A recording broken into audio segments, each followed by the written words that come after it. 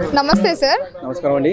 ఇప్పుడు సూర్యాపేటలో ఒక బీఆర్ఎస్ లీడర్ని ముక్కలుగా చంపి అది ఒక కవర్లో అంటే ఒక్కొక్క పార్ట్ ఒక్కొక్క కవర్లో పెట్టి మూటగట్టి ఇచ్చేయడం అనేది జరిగింది. సో అది ఎంతవరకు కరెక్ట్ అంటారు? అసలు ఎందుకు అలా చేశారంటారు? దీని గురించి మీరు ఏం చెప్తారు? కరెక్ట్ అని చెప్పడానికి ఇక్కడ మనకేమీ బేస్ అనేది లేదండి. ఎందుకంటే ఇంతకుముందుకు తను ఒక సర్పంచ్గా ఉన్న రవి అనే అతన్ని చంపించిన దాంట్లో తను కూడా అక్యూజ్డ్ అన్నట్టు. నెంబర్ 1, నెంబర్ 2, నెంబర్ 3 అని చెప్పి తీసుకుంటే ఆ ముగ్గురిలో తను కూడా ఒకడు అన్నట్టు. టాప్ 3లో తను ఒక అక్యూజ్డ్ అన్నట్టు. అంటే తను ఇటువంటిది ఇంతకుముందు ఆల్రెడీ చేసిన వాడే. ఆ కక్షల వల్లనే మేబీ ఇప్పుడు మళ్ళీ లిక్వర్ అనేది కాంట్రాక్ట్స్ వస్తున్నాయి. మేబీ దానివల్ల ఇంకేదైనా వచ్చిందేమో తెలియదు, కానీ పాత కక్షల వల్లనే ఇదంతా జరిగిందని చెప్పి మనకు క్లియర్ తెలుస్తుంది.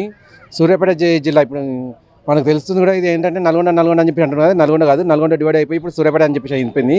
సూర్యాపేట జిల్లాలో తను ఉంటున్నట్టు. తన భార్య కూడా సర్పంచ్ అన్నట్టు. ఈయన కూడా అంతకుముందు ఒక సర్పంచ్ చంపించిన గ్యాంగ్లో ఉన్నవాడు. అంటే వీళ్ళు చేసుకున్న ఏదైతే పాపమో పుణ్యమో ఏదైతే ఉందో వీళ్ళకే తిరిగి వస్తుంది అన్నట్టు. కాకపోతే ఏదైతే ఇప్పుడు చంపారో ముక్కలుగా కట్ చేసి పడేశారంటే వాళ్ళు వాళ్ళ జాగ్రత్తలో ఏ పాటి కూడా దొరకదని చెప్పేసి చేశారు. అంటే ఇంత కిరాతకంగా కూడా చంపుతారా అని చెప్పేసి ప్రజలకు తెలుస్తుంది అన్నట్టు. తను ఎంతైతే కిరాతకంగా వేరే వాళ్ళని చేశాడో అదే కిరాతకంగా తనకు జవాబు వచ్చింది. ఇప్పుడు బీఆర్ఎస్ అని చెప్పేసి వీళ్ళేమి సత్యపూసలు కాదు. ఒకప్పుడు చాలా బెదిరించారు. సూర్యాపేట జిల్లా వాసిన నేను కూడా. సూర్యాపేట మేము ఎట్లా అట్టుడికిపోయినామో మాకు తెలుసు అది క్లియర్గా మొత్తం. మా ఊర్లో అయితే బీఆర్ఎస్ నాయకులు దోచుకున్నంత ఇంకెక్కడ దోచుకోలేదు. మా ఊరికి పక్కనే 2 మండలాలు ఉన్నాయి. మా ఊరు మండలం కావాల్సింది పక్కన 2 మండలాలు ఆనుకొనే ఉన్నాయి కాబట్టి మీ ఊరు మండలం చేయలేమని చెప్పేసి అధికారులు ఎప్పుడో చెప్పినారు. అది లేకపోతే పక్కన ఉన్న 2 మండలాలు లేని సంపాదన మా ఊరికి ఉంది. మా ఊరిలో శ్రీరామచంద్రుని ఆలయం ఉంది, ప్లస్ అంగడి ఉంది. సండే అంగడి ఉంటుంది, ఆ పశువుల అంగడి అని చెప్పి చాలా పెద్ద అన్నట్టు. ఆ సంపాదన ఎంత అంటే 2 మండలాలు సరిపోదు, వాటికంటే ఎక్కువ అన్నట్టు. అయినా కూడా మా ఊరు అనేది మండలం కాలేదు. అటువంటి మండలానికి బీఆర్ఎస్ నాయకులు వచ్చేసి చాలా అరాచకాలు చేశారన్నట్టు. అంతకుముందు అంటే వీళ్ళొక్కడే కాదు, ఇప్పటివరకు ఎవరు వచ్చినా కూడా అంతకుముందు ఉన్న కాంగ్రెస్ కానీ బీఆర్ఎస్ కానీ మా ఊరికి కావాల్సిన డెవలప్మెంట్ అనేది చేయలేదు. అంటే నాయకులు అనే వాళ్ళు వచ్చిన వాళ్ళు దోచుకోవడం చేస్తున్నట్టు. సో ఇప్పుడు మాకు ఇది కూడా ఏమైపోయిందంటే ఇది ఒక కామన్ చావన అన్నట్టుగా కనిపిస్తుంది తప్ప అయ్యో పాపమా అనే లెవెల్లో లేదు. ఇది అంతకుముందు వాళ్ళు చేసిందే మేము చూస్తూనే ఉన్నాము. ఇటువంటివన్నీ కామన్గా జరుగుతున్నాయి. బీఆర్ఎస్ వాళ్ళ చేతిలో కాంగ్రెస్ వాళ్ళ చేతిలో బీఆర్ఎస్ వాళ్ళు హతమవడం అనేది జరుగుతుంది. ఇప్పుడు కొత్తగా వచ్చిందంటే లిక్వర్ కేసెస్ అని చెప్పేసి వచ్చిందండి. ఆ గ్యాంగ్ వాళ్ళు టార్గెట్ చేసిన ఈవెన్ ఆ గ్యాంగ్ తీసినా కూడా మనకి ఎక్కువ వచ్చేది కాంగ్రెస్ అని చెప్పి వస్తుంది. ఇప్పుడు ఒకప్పుడు కాంగ్రెస్లోనే ఎక్కువ రౌడీలు ఉండేవాళ్ళు. బీఆర్ఎస్ ఎప్పుడైతే ఫామ్లోకి వచ్చిందో బీఆర్ఎస్ వచ్చాక కాంగ్రెస్ నుంచి సగం ఖాళీ చేసి బీఆర్ఎస్కి జాయిన్ అయ్యారు.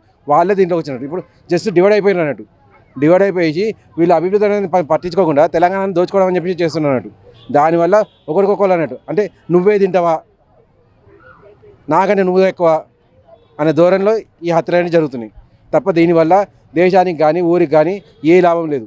వీళ్ళు చచ్చినా బతికినా ఒకటే. అంటే ఇప్పుడు పాత కక్షలు ఉంటే పోలీస్ స్టేషన్కి వెళ్ళాలి, కేసులు పెట్టాలి, అలా చేయాలి. కానీ ముక్కలుగా నరికి ఇలా కవర్లో వేయడం, ఇదెంత మూట కట్టడం, ఇదెంతవరకు కరెక్ట్ అంటారు? అంతకుముందుకు రవి అని సర్పంచ్ ఉండేవాడు. సర్పంచ్ ఈయనంటే సర్పంచ్ భర్త. సర్పంచ్కే దిక్కులేదు. ఇప్పటిదాకా కేసు అనేది కంప్లీట్ కాలేదు పోలీసుల దగ్గరికి వెళ్తే. ఇప్పుడు ఈ దాన్ని ఎవరు పట్టించుకుంటారు చెప్పండి? ఆల్రెడీ వాళ్ళు క్లియర్గా చూసుకున్నారు. ఒక సర్పంచ్ న్యాయం జరుగుతలేదు. సర్పంచ్ని ఆల్రెడీ హత్య చేసిండ్రు. హత్య చేసి మెయిన్ అక్యూజ్డ్ని అయినా కూడా ఈయన బలాదురు తిరుగుతున్నాడు. ఈవెన్ ఇప్పుడు కూడా ఈ గొడవ జరిగిందంటే ఏదో ఒక లిక్వర్ కేసులో ఖచ్చితంగా ఏలో కాలో పెట్టుంటాడు. వాళ్ళని బెదిరించడం ఇంకేదో చేసాడు. వాళ్ళకి మండే రివెంజ్ తీసుకున్నారు. ఎలాగో అది ఉంది. వీడిని ఎక్కడో ఒక చోట వేద్దాం అని చెప్పేసి దాని నుంచే వీడిని చంపడం జరిగింది. వీడి సత్యపూసేం కాదు. వీడు చస్తే దేశానికి వచ్చే లాభం నష్టం అనేది కూడా ఏం లేదు. అంటే ఒకప్పుడు మనం మూవీస్లో చూసేవాళ్ళం ఏంటంటే ఒకరిని చంపితే ఇంకొకరిని చంపడం, అదంతా కూడా ఇప్పుడు రియల్గా చూస్తున్నాం. మరి దీని గురించి ఏం చెప్తారు? చెప్పదలుచుకుంది ఒకటేనండి. అటు కాంగ్రెస్ కానీ ఇటు బీఆర్ఎస్ కానీ 2 గిడ రౌడీ రాజకీయాలు చేసేది. ఎవరినైనా దోచుకుందాము, ఎవరినైనా పక్క జరిపేద్దాం. ఇప్పుడు ఒక కాంట్రాక్ట్ మా జిల్లా సూర్యాపేట జిల్లా అంటే మా మండలంలోనే లిక్వర్ కాంట్రాక్ట్ వచ్చింది. పాపం తను చాలా బీదవాడు. తను వేస్తా అని చెప్పి అనుకోలేదు. పొలం అమ్మిన డబ్బులు దగ్గర ఉంటే వేసిండు. లక్కీగా తనకు వచ్చింది. తనను బెదిరించేసి ఆ లిక్కర్ కాంట్రాక్ట్ అని చెప్పి వేరే వాళ్ళు తీసుకున్నారు. ఈ రాజకీయ అంటే వాళ్ళు తీసుకున్న కాంగ్రెస్ బీఆర్ఎస్ పక్కన పెట్టేసండి. కానీ ఒక వ్యక్తి పోరాడదామని చెప్పేసి వచ్చినవాడు నా అదృష్టాన్ని నేను పరీక్షించుకుందామని చెప్పేసి వచ్చినాడు. తనకు ఆ కాంట్రాక్ట్ వచ్చినా కూడా తను తప్పించేసారు బెదిరించి. ఆ రకంగా నడుస్తుంది అన్నట్టు. ఇక్కడ అనేది న్యాయం అనేది జరగట్లేదు. న్యాయం జరగనప్పుడు ఎవరైతే అన్యాయంగా చేస్తున్నారో వాళ్ళు చేస్తే మంచిదే ఊరికి.